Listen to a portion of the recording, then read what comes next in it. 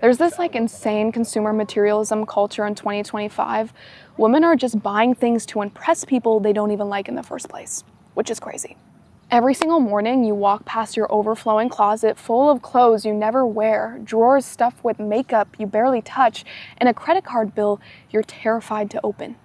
And somehow you still feel like you have nothing. Every week it's something new. The Sephora haul you needed, the Shein cart you couldn't resist, and the nails, the lashes, the bag, the shoes, another aesthetic, another version of yourself you're literally trying to buy into. And then you tell yourself this is the last time. But 3 days later, you're scrolling again, cart full, finger hovering over the checkout, and the craziest part, even with all of it, you look at girls online and it seems like they all have it together, but you think to yourself, maybe if I just had what she has. Because here's what's really happening. Internally, you feel empty. So externally, you're trying to overcompensate by looking full on the outside. Consistently buying new things, thinking it'll fill the void, but it never actually does. So it's another Band-Aid over a wound that shopping cannot heal. And that's when it hit me. The things you own actually end up owning you. People think buying the thing gives them power, but the real power, real confidence, that comes from realizing it's not the thing that makes you cool. It's you that makes the thing cool. Think about that. I'm gonna show you how to break free from this trap in this video, so stop letting your possessions define you and finally understand what makes you magnetic. And spoiler, it has nothing to do with your shopping cart. We're out here buying the newest shoes, buying the newest, fit, buying the newest accessories, the newest iPhone, the newest water bottle, the newest Stanley. We're buying the newest headphones, and we're out here buying all of these trendy new things, right? That we're idolizing almost. We're idolizing these things, and we're idolizing even the people that are introducing us to these things. And when we do that, we need to understand that we're putting our self-worth in perspective below other people that are using these things. A material object, like my phone here, this material object, like I'm not a better person after I have it, right? If I were to say I am a better person and I view myself better, and I think I gain status with this, and I feel more confident with a phone, with a material object, I got a lot to fix, because I don't want to attach my identity and self-worth to material objects that are worth nothing. What truly matters in life is the things that God blesses us with. It's Jesus, and it's our family, and it's our relationships, and it's our, friendships and things that we cannot buy. It's so funny that we can go around and just put so much worth on the things that we can buy, and we can throw them away and we can buy them again, right? But the things that we cannot throw away and cannot buy, we put no worth on. Our health, our mindset, our goals, and our missions. We can't buy that stuff, but we can buy, the newest hot foundation.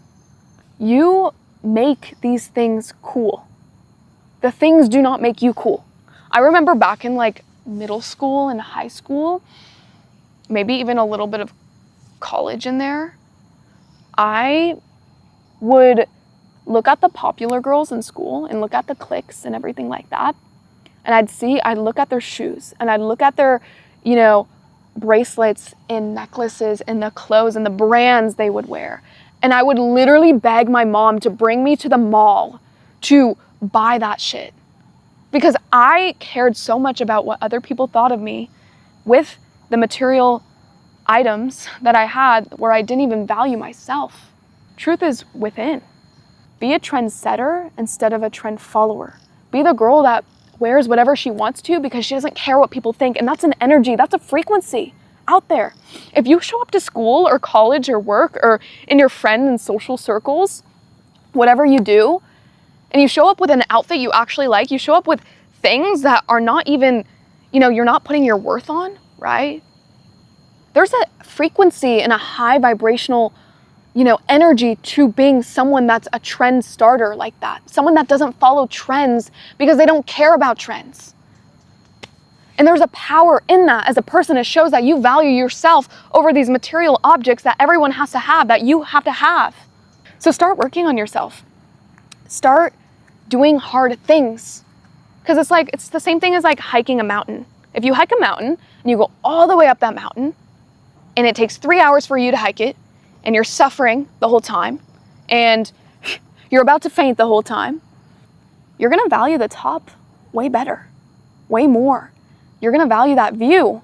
But if you just take a car up there, or you just take an easy path up there, or you fly up there, you're not going to enjoy the view as much. You're going to take it for granted. So it's kind of the same lesson here, where if you work on yourself and work on your personal systems, and you do things that make you uncomfortable, you do the things that make you, question life. You do the things that are hard. Do hard things. Like go talk to strangers. Go get out of your comfort zone. Go talk to new people. Go make new friends. Go travel new places. Get out of your everyday life and you will start growing. Start doing hard things. Join a new sport. Start training martial arts. Do something that you never thought you would ever do. Challenge your old beliefs. And that's where you can start chiseling someone that you genuinely are proud of because you said you couldn't do it, but you started doing it. You proved yourself wrong. Back in the day, this reminds me of a story. I used to be the girl that would, in front of the school class, in like history class, when we did presentations, I was in a class for a semester and we did presentations every single week and we had to prepare for them. And at the beginning of the semester, I was the girl who stood in front of the 30 students and I would shake in front of the class. I would shake in front of the 30 students because I cared so much about what other people thought of me back then. But then I'd observe the teacher. Why isn't the teacher shaking? I'd observe some other students. Why aren't they shaking? Why aren't they scared? And then it hit me. They don't value other things and other people's opinions over themselves.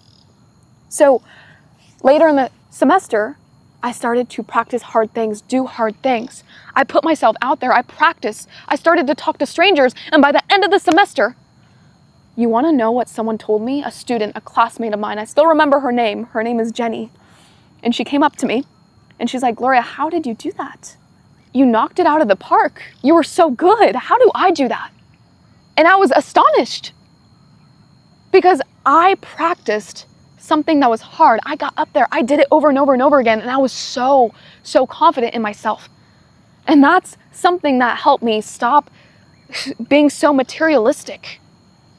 Guys, deep down, being materialistic, it feels gross, it feels grimy, and I know you know that. Because you're not aligned with God and your greater self that doesn't actually care about these things. You need someone to tell you that they see you, right? You need attention, and you need someone to say that you're worth it. But I'm going to give you permission. I'm going to tell you right now that every single one of us, God created, we are all worth it.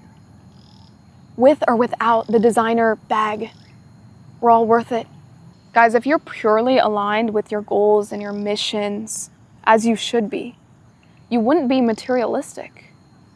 It's like, stop focusing on the materialism and start focusing on our goals, and then naturally we won't be materialists. Naturally, we'll be people that put what truly matters. You can put that energy towards something else. Build a business, build an empire, build a family, right? Build a relationship, start building something, start creating something that you truly want and desire. Start building systems around it. Be a systems thinker. Don't be a drifter, be a systems thinker. And a systems thinker is someone who puts it into play. We need to sit down and we need to realign and focus and create goals. Write down what you want to achieve in life and create those goals. The little things won't matter, and you'll start to learn and grow as a person, and you'll start to find that validation in yourself. You'll start to realize, I don't need external validation. I don't need to have the newest iPhone or the newest headphones or the newest water bottle or the newest, shirt, brand, or wear the latest popular brands.